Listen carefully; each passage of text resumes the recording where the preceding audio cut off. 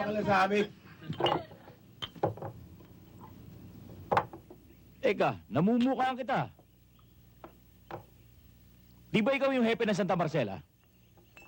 Naligaw ka yata. Hindi ako naligaw.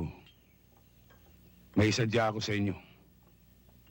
At marahil, alam niyo na kung ano yun. Ba, hindi namin alam yun. Hindi naman kami manghuhula ah. Ganon. Lilinawin ko. Naparito ako para bawian ang ninyo. Na siyang patron ng Bari Pugtong. Gusto nilang maibalik ito sa kanila. Hindi dahil sa taglay nitong hiyas at ginto. Kundi naging bahagi na ito ng kanilang pananampalataya sa maraming henerasyon. Hindi naman namin kinuha ang pananampalataya. Ginto lang, garing, at hiyas ang sa amin. Ang lakas naman ng loob mo, hepe. Dumayo ka pa rito na nag-iisa. Hindi ako nag-iisa. May kasama akong 3.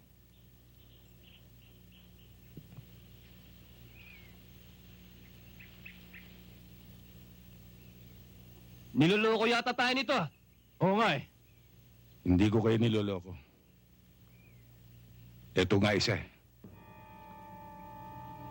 Ito pa yung 2.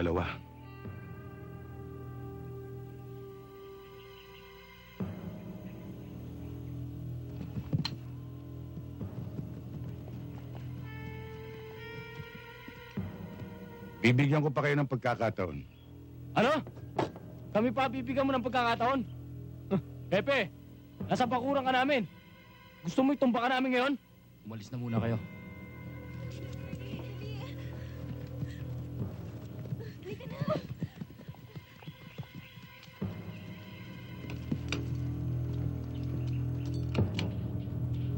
Ibalik nyo lang ang ninyo. Para wala tayong problema. Anong problema? Ikaw ang may problema. Pumasok ka sa umunay. Baka hindi mo kami kilala. Kilala ko kayo. Kayo yung pangkat na sinuka ni Kari ko.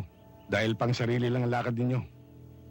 Kinakasangkapan nyo lang inyong simulain para mangurakot, mangulumbat at pumatay ng tao ng walang dahilan. Ang daming pagsasap!